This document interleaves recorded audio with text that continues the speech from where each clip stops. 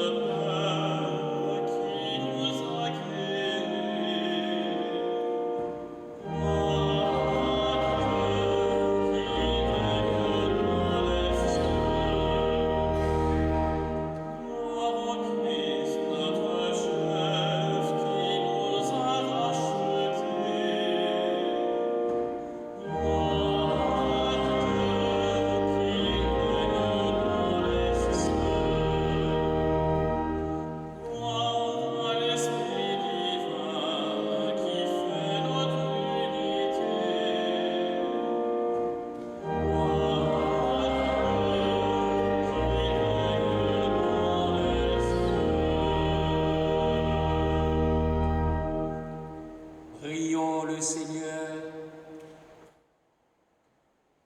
Dieu éternel et tout-puissant, comme l'enseigne l'Esprit Saint, nous pouvons déjà t'appeler du nom de Père. Fais grandir en nos cœurs l'esprit d'adoption filiale, afin que nous soyons capables d'entrer un jour dans l'héritage qui nous est promis.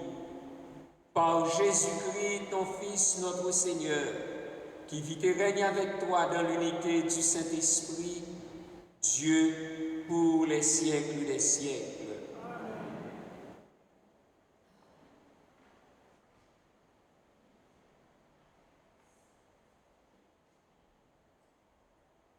Lecture du premier livre des rois. En ces jours-là, lorsque le prophète Élie fut arrivé à l'Horeb, la montagne de Dieu, il entra dans une caverne et y passa la nuit.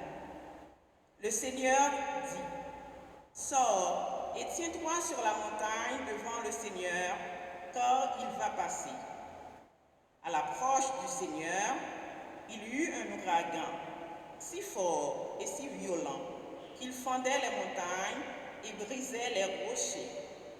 Mais le Seigneur n'était pas dans l'ouragan.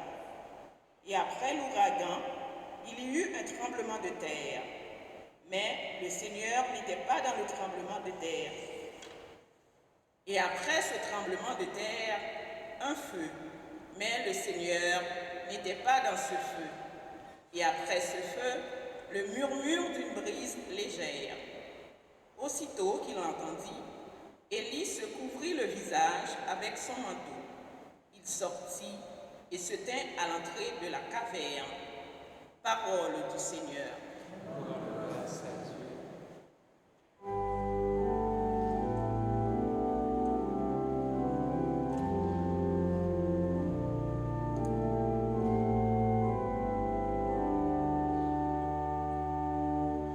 Fais-nous voir, Seigneur, ton amour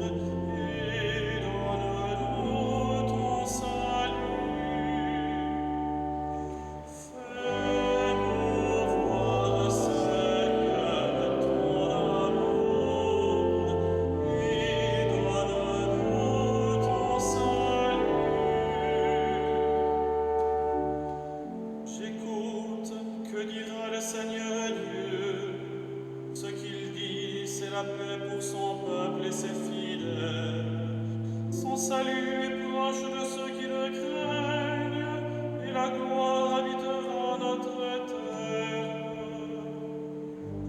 Fais-nous voir, Seigneur, ton amour, et donne-nous ton salut. Amour et vérité se rencontrent, justice et paix s'embrassent. La vérité germera de la terre, et du ciel se penchera la justice. Fais-nous voir, Seigneur, ton amour, et donne-nous ton salut. Le Seigneur donnera ses bienfaits, et notre terre donnera son fruit. La justice marchera devant lui, et ses pas traceront le chemin. Fais-nous voir, Seigneur, ton amour, et donne-nous ton salut.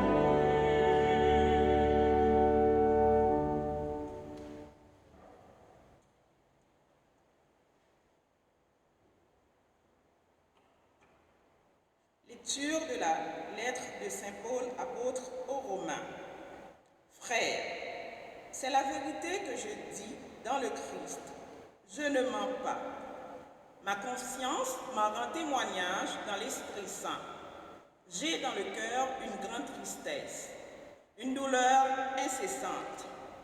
Moi-même, pour les Juifs, mes frères de race, je souhaiterais être anathème, séparé du Christ. Ils sont en effet israélites. Ils ont l'adoption, la gloire, les alliances, la législation, le culte, les promesses de Dieu. Ils ont les patriarches, et c'est de leur race que le Christ est né. Lui qui est au-dessus de tout, Dieu béni pour les siècles. Amen. Parole du Seigneur.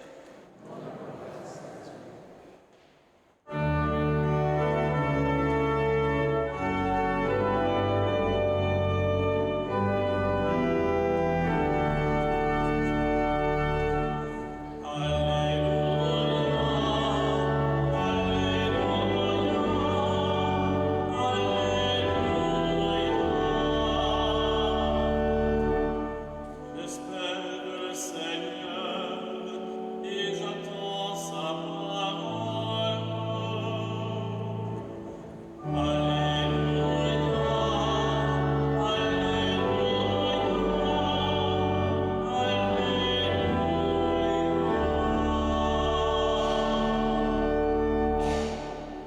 Le Seigneur soit avec vous. Évangile de Jésus-Christ selon saint Matthieu.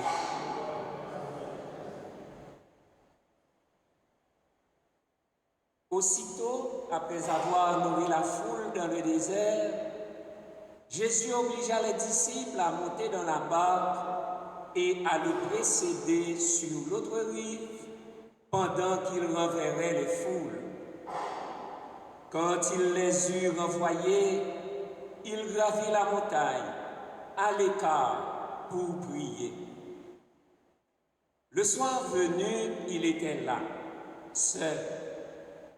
La barque était déjà à une bonne distance de la terre. Elle était battue par les vagues, car le vent était contraire. Vers la fin de la nuit, Jésus vint vers eux en marchant sur la mer.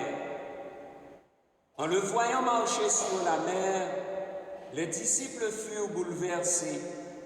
Ils dirent, « C'est un fantôme ». Pris de peur, ils se mirent à crier. Mais aussitôt Jésus leur parla. « Confiance, c'est moi, n'ayez plus peur. » Pierre prit alors la parole. « Seigneur, si c'est bien toi, ordonne-moi de venir vers toi sur les eaux. » Jésus lui dit, « Viens. » Pierre descendit de la barque et marcha sur les eaux pour aller vers Jésus. Mais voyant la force du vent, il eut peur, et comme il commençait à enfoncer, il cria, « Seigneur, sauve-moi !» Aussitôt Jésus étendit la main, le saisit et lui dit, « Homme de peu de foi, pourquoi as-tu douté ?» Et quand ils furent montés dans la barque, le vent tomba. Alors ceux qui étaient dans la barque se prosternèrent devant lui et ils lui dirent, « Vraiment, tu es le Fils de Dieu. » Acclamons la parole de Dieu.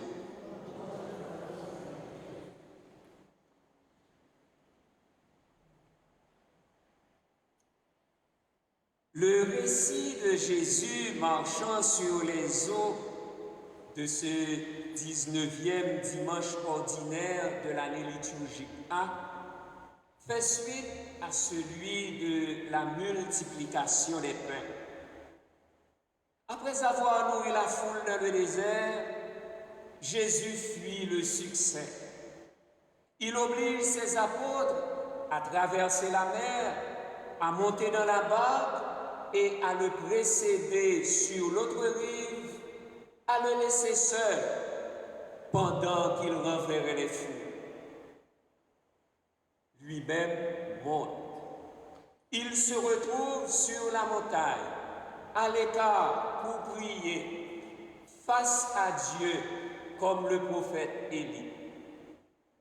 Ce moment et ce geste de Jésus qui prie à l'écart rappellent sa demande à ses disciples de se retirer dans leur chambre pour prier leur Père qui est dans le secret.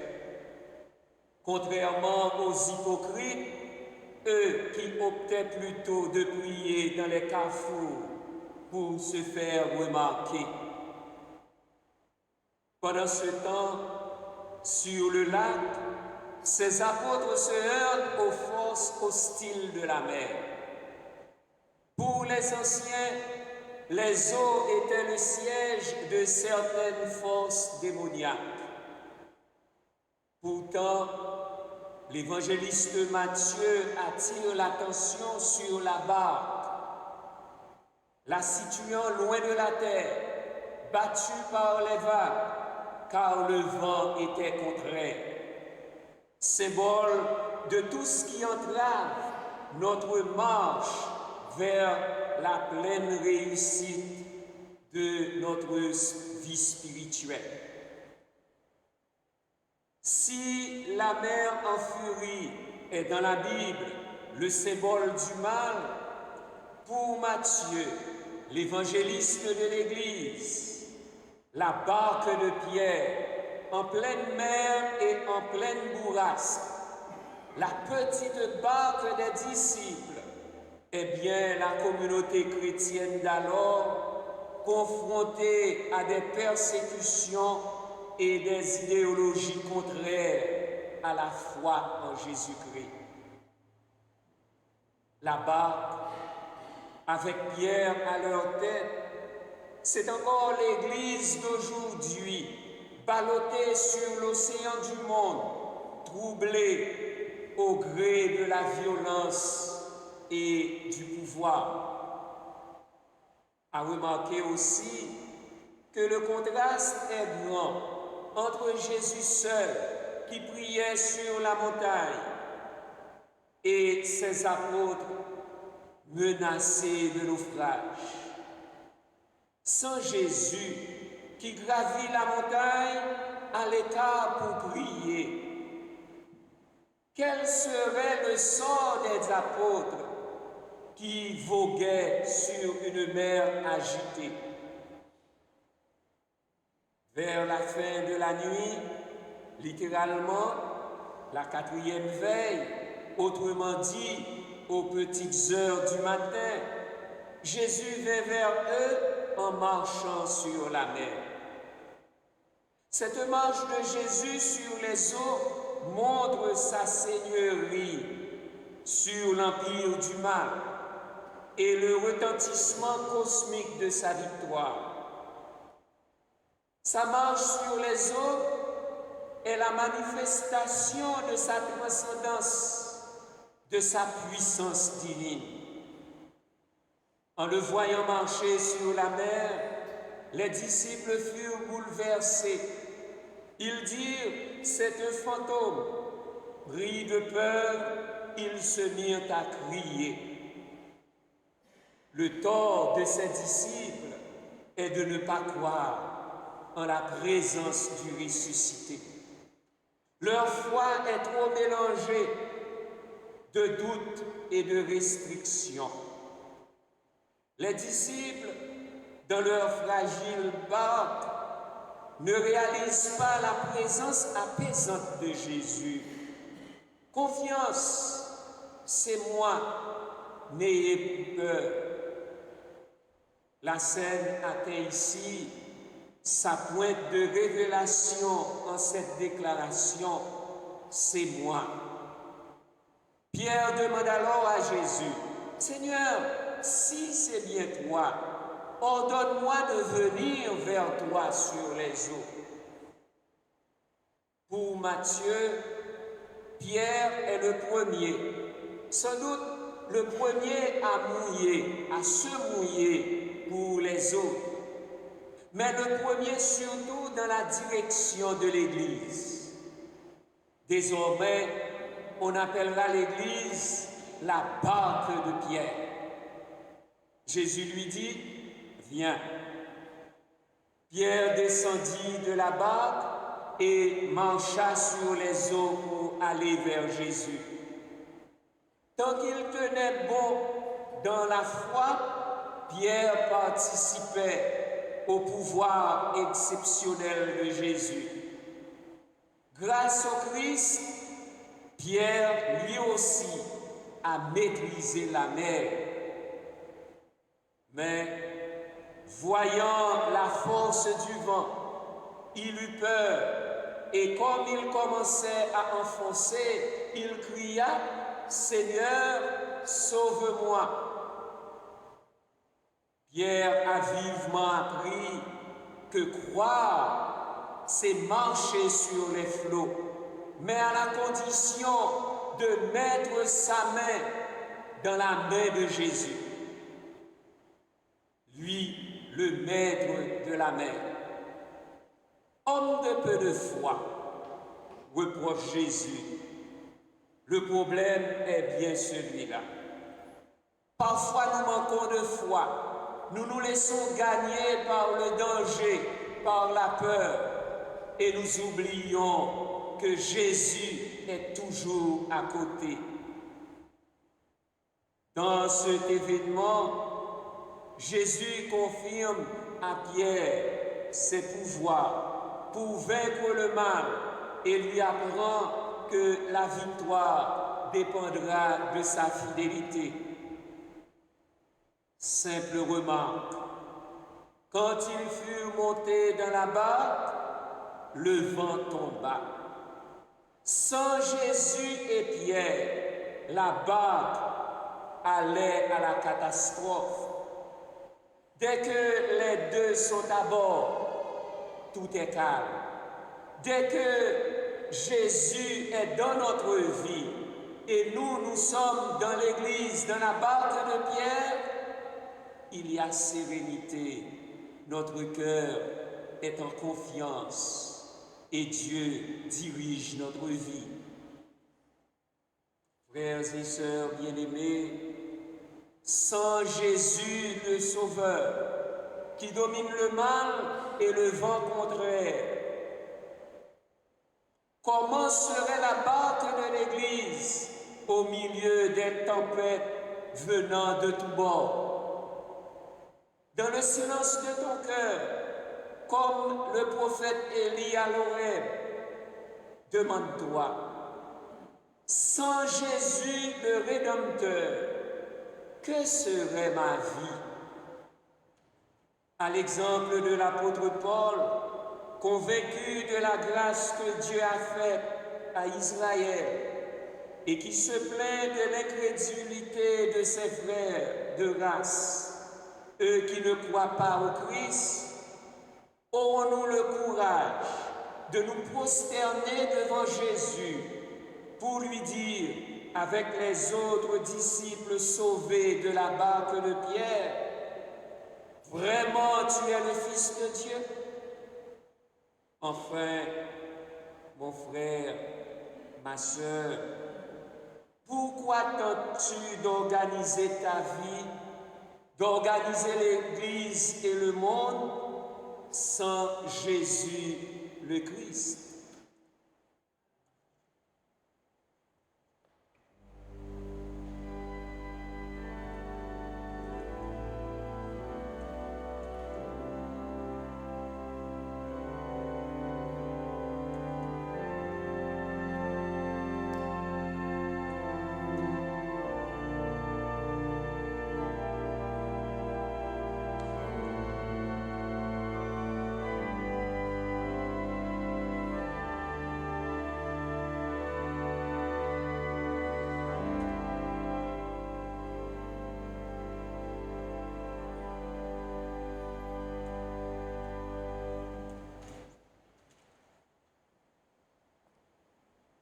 En ce Dieu qui est toujours là pour nous tendre la main dans les moments difficiles, professons la foi de l'Église.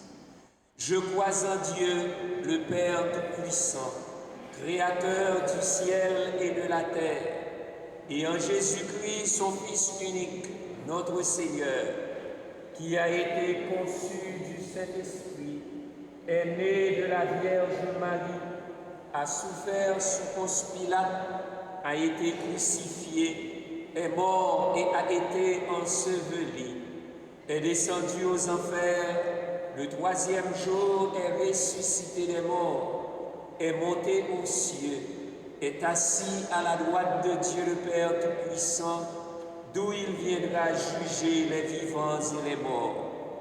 Je crois en l'Esprit Saint, à la Sainte Église catholique, à la communion des saints, à la rémission des péchés, à la résurrection de la chair, à la vie éternelle. Amen. Le Seigneur est présent dans la barque de notre existence. Unissons nos prières pour qu'à l'heure du danger, nous trouvions en lui assurance et sérénité. Seigneur, sauve-nous. Seigneur, sauve-nous. Confiance, c'est moi. N'ayez plus peur. Face aux défis du siècle et aux multiples tempêtes qui accablent ton Église, Seigneur Jésus, resserre les liens de charité qui unissent le pape François et tous nos pasteurs. Nous crions vers toi. Seigneur, sauve-nous. Seigneur, si c'est bien toi, ordonne-moi de venir vers toi sur les eaux. Face à nos besoins urgents, nos peurs, nos doutes et nos hésitations, Seigneur Jésus, soutiens notre espérance en la miséricorde de ton Père. Nous crions vers toi. Seigneur, sauve-nous.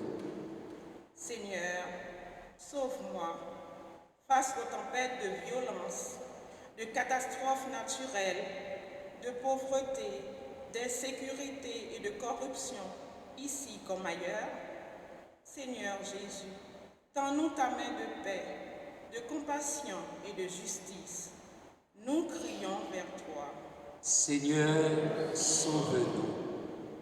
Homme de peu de foi, pourquoi as-tu douté? Face aux intempéries du cœur humain, aux incompréhensions, aux infidélités et aux ruptures dans les relations familiales, Seigneur Jésus, protège les enfants par ta vérité. Nous crions vers toi. Seigneur, sauve-nous. Vraiment, tu es le Fils de Dieu. Face aux chrétiens persécutés, aux malades, aux mourants ainsi qu'à nos proches incapables de confesser publiquement ton nom, Seigneur Jésus, Révèle-nous encore ta puissance de salut. Nous crions vers toi. Seigneur, sauve-nous. Seigneur Jésus-Christ, tu connais nos peurs et nos inquiétudes quand la tempête gronde. Reste auprès de nous et montre-nous ton visage. Apprends-nous à te faire pleinement confiance, sûr que tu nous tends toujours la main sur le difficile chemin de la vie. Toi qui vis et règnes avec le Père et le Saint-Esprit, Dieu pour les siècles des siècles.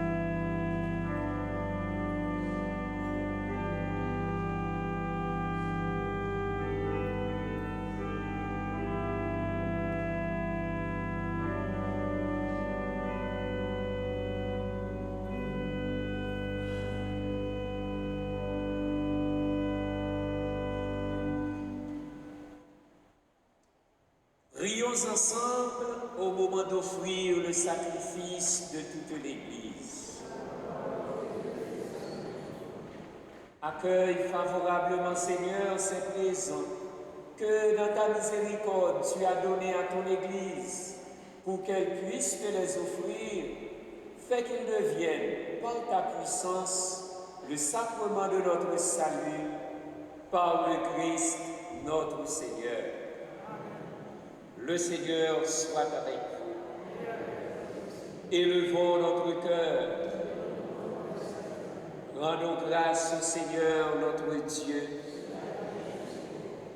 Vraiment, il est juste et bon pour ta gloire et notre salut de t'offrir notre action de grâce toujours et en tout lieu, Seigneur, Père très saint, Dieu éternel et tout-puissant.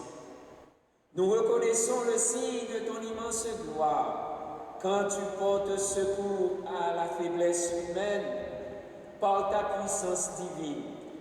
Mais plus encore, quand ton Fils prend notre condition mortelle pour nous guérir de la mort. Ainsi, tu fais de notre existence périssable un passage vers le salut par le Christ notre Seigneur. Par lui, les anges adorent ta majesté, ils se réjouissent en ta présence à jamais.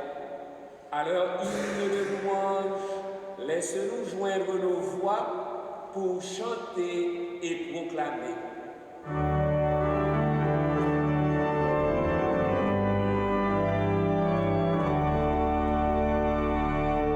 Saint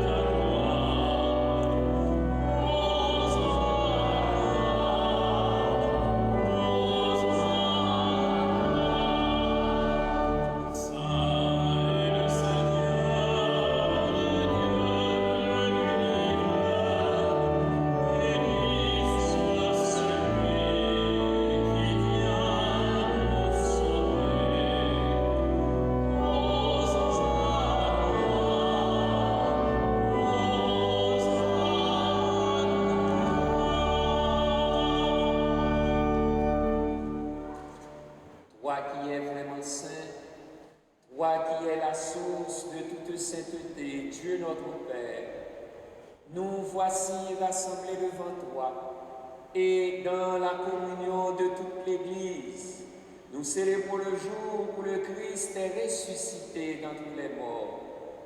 Par lui que tu as élevé à ta droite, nous te prions.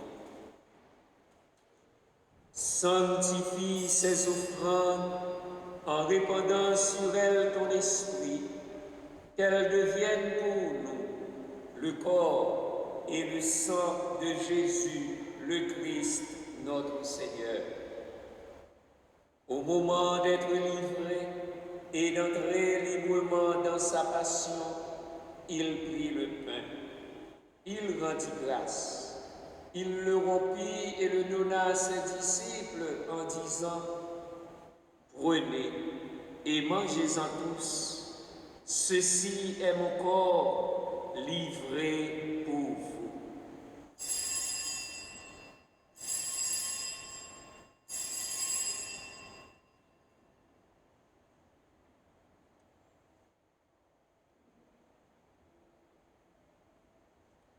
De même, après le repas, il prit la coupe. De nouveau, il rendit grâce et la donna à ses disciples en disant: prenez et buvez-en tous, car ceci est la coupe de mon sang, le sang de l'alliance nouvelle et éternelle, qui sera versé pour vous et pour la multitude en rémission des péchés. Vous ferez cela en mémoire de moi.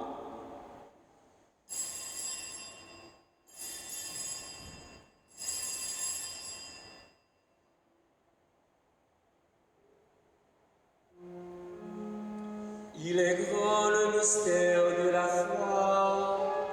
Nous annonçons ta mort, Seigneur Jésus. Nous proclamons ta résurrection. Nous attendons ta venue dans la gloire. En faisant ainsi mémoire de la mort et de la résurrection de ton Fils, nous t'offrons, Seigneur, le pain de la vie et la coupe du salut.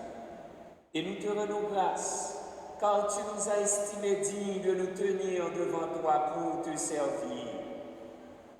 Humblement, nous te demandons qu'en ayant part au corps et au sang du Christ, nous soyons rassemblés par l'Esprit Saint en un seul corps. Souviens-toi, Seigneur, de ton Église répandue à travers le monde. Fais-la grandir dans ta charité, en union avec notre pape François, notre évêque Christian et tous les évêques, les prêtres et les diacres. Souviens-toi aussi de nos frères et sœurs qui se sont endormis dans l'espérance de la résurrection. Souviens-toi de Marcel Franqueur. Souviens-toi de Jean-Pierre Loisel. Et souviens-toi de ta miséricorde de tous les défunts, accueille-les dans la lumière de ton visage. Sur Sœur Pascale de la Vierge, de la congrégation des Sœurs de Cluny, en implorant pour elle la miséricorde divine. Sur Marguerite d'Orsainville, sur Marie-Renée Charles-Landrin, sur Rita Alexandre, sur Marie-Alix et Monique Franqueur, et sur nous tous enfin nous implorons ta bonté.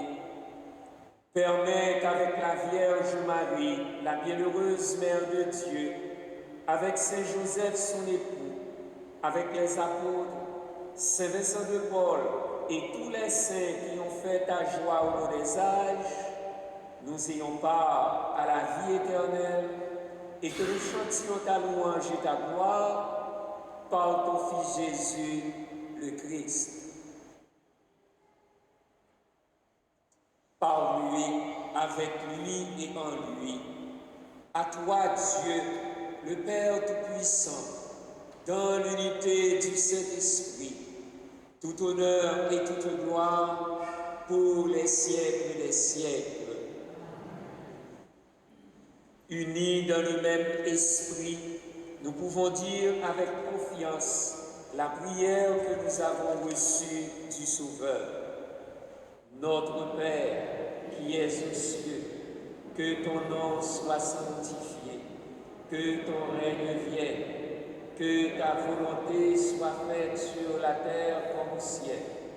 Donne-nous aujourd'hui notre pain de ce jour. Pardonne-nous nos offenses, comme nous pardonnons aussi à ceux qui nous ont offensés, et ne nous laisse pas entrer en tentation, mais délivre-nous du mal. Délivre-nous de tout mal, Seigneur, et donne la paix à notre temps. Soutenus par ta miséricorde, nous serons libérés de tout péché, à l'abri de toute épreuve.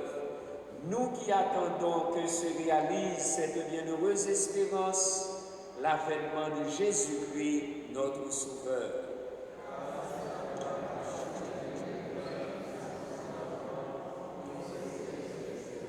Seigneur Jésus-Christ, tu as dit à tes apôtres, je vous laisse la paix, je vous donne ma paix.